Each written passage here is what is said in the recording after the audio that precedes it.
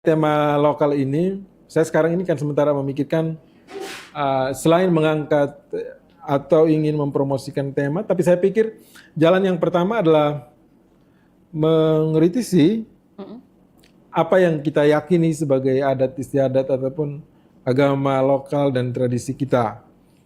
Itu adalah langkah penting yang harus dilakukan seorang penulis, karena itu saya bilang tadi bahwa kadang seorang penulis adalah seorang penyendiri begitu. Jadi dia bisa akhirnya memikirkan sesuatu yang tidak populer. Orang mungkin percaya bahwa kehidupan adalah seperti ini, tetapi sebagai seorang penulis dia harus melalui pertanyaan-pertanyaan yang memandu dia untuk mencari jawabannya. Dan misalnya di Adonara itu kan saat ini terjadi perang, dan menurut keyakinan mereka bahwa jalan terakhir untuk menentukan kebenaran adalah lewat perang. Dan bagi saya ini bukanlah sebuah tradisi lokal yang baik yang harus diwariskan. Karena kita akhirnya harus memilih tradisi mana yang harus diteruskan atau tradisi mana yang tidak perlu diteruskan. Tidak semua hal yang dilakukan leluhur itu baik. Dan tidak semua hal yang dilakukan leluhur itu harus diteruskan. Mereka juga manusia sama seperti kita yang mungkin dalam hidup bisa melakukan kebaikan dan kesalahan. Dan tugas kita sekarang adalah memilah apa yang baik untuk kita teruskan dan apa yang tidak baik untuk kita tinggalkan saja. Tidak perlu harus meneruskan bahwa perang itu harus begini, ada tradisinya, ada ritualnya dan lain sebagainya. Kan tidak semua hal yang dilakukan leluhur itu baik. Sehingga tidak perlu harus memaksa diri untuk akhirnya mengagung-agungkan bahwa hal-hal itu adalah baik karena ada ritualnya, ada kepercayaan dan lain sebagainya. Saya kira kita punya kesempatan untuk memikirkan masa depan kita dan memikirkan juga masa lalu apa yang harusnya kita wariskan atau tidak. Oke. Dan ini untuk mendobrak satu adat istiadat yang sudah turun-temurun ini butuh satu keberanian yang besar ya?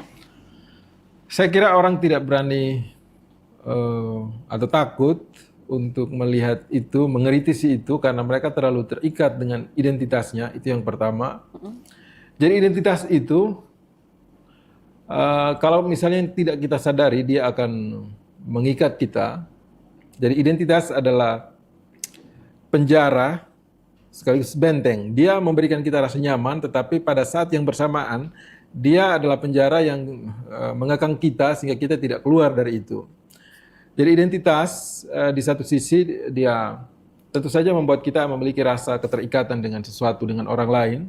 Tetapi juga kalau tidak disadari maka dia akan membuat kita untuk tidak menerima hal lain di luar itu.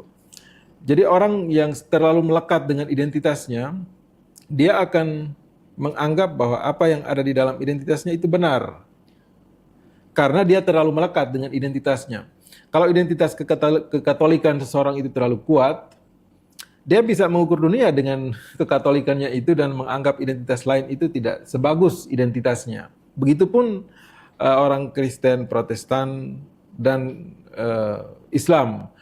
Kalau misalnya identitasnya itu terlalu kuat, dia bisa mengukur dunia dengan identitasnya itu. Sama misalnya di adat dan tradisi, orang terlalu terikat dengan identitasnya itu sehingga dia tidak ada ruang untuk mengkritisi identitasnya itu. Walaupun mungkin banyak hal di dalam kepercayaannya itu yang seharusnya sudah, kalau tidak dirombak, direnovasilah. Nah itu tidak terjadi karena dia terlalu melekat. Yang pertama. Yang kedua, orang kan biasa hidup sebagai seorang pribadi.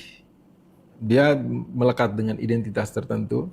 Selain hidup sebagai seorang pribadi, seseorang juga hidup menjadi sebuah kesadaran. Menjadi sebuah kesadaran ini kan dia akhirnya melepaskan atau membuat jarak dengan identitas-identitasnya sehingga dia hidup sebagai sebuah kesadaran, sebuah kehidupan seorang manusia sehingga dia bisa melihat kehidupan ini bisa dengan lebih jernih. Kan kita hidup sebagai manusia, bukan sebagai orang Adonara, Lama Holot, orang Sumba dan lain sebagainya. Di balik semua identitas itu ada sebuah identitas yang lebih besar adalah manusia atau mungkin juga kehidupan. Kalau misalnya kita hidup dari sisi seperti itu, maka kita sepertinya tidak akan takut lagi dengan semua hal. Dan pada akhirnya menganggap semua hal itu adalah bagian dari diri kita. Tidak hanya manusianya, tetapi semua hal adalah bagian dari diri kita. ketika semua hal itu menjadi bagian dari diri kita, apalagi yang ditakutkan? Saya pikir ketakutan itu akan hilang dengan sendirinya ketika kita hidup dari sebuah dimensi kesadaran, bukan sebagai seorang pribadi, bukan sebagai seorang ambuga atau bukan sebagai seorang kaela, tetapi sebagai sebuah kesadaran atau sebuah kehidupan. Saya kira kesadaran semacam itu harus tumbuh di dalam diri setiap orang sehingga dia tidak mengekang dirinya dengan identitas lokalnya. Kalau misalnya identitas lokal saya terlalu kuat, secara alamiah saya akan membedakan diri saya dengan Kak Ella. Karena Kak Ella berasal dari identitas berbeda, sehingga saya juga berasal dari identitas yang berbeda, sehingga ada sekat di situ. Tetapi misalnya hapuslah identitas itu, kita hidup sebagai seorang manusia saja, saya pikir kita akan bisa menjalani hidup tanpa terlalu banyak konflik. Dan biasanya konflik terjadi karena identitas. Oke, berarti ini kita boleh berbangga dengan adat istiadat kita, tetapi kita harus lebih berbangga bahwa kita ini manusia. Ya, gitu. Karena perjalanan kita selama proses hidup ini kan diajarkan menjadi orang NTT, orang Adonara, ataupun orang Sumba, orang Sabu Rote, dan lain sebagainya. Tetapi kan kita tidak pernah diajarkan menjadi manusia. Dan itu perbedaannya sangat besar karena kalau sebuah identitas itu, dia hanya akan membatasi kita untuk menyatu dengan hal yang lain. Dan ini menyangkut dengan cara kerja pikiran. Apapun identitas kita, pikiran berfungsi untuk melindungi identitas itu. Jadi misalnya kalau identitas seperti tadi, kekatolikan atau kekristenan saya terlalu kuat, maka pikiran saya akan membuat saya percaya bahwa apapun yang ada di dalam Katolik ataupun Protestan adalah 100% benar. Sehingga saya bisa mengukur dunia dengan identitas itu. Dan itu persoalannya, identitas selalu terbatas dan sempit. Sementara dunia adalah sesuatu yang jauh lebih besar dari itu.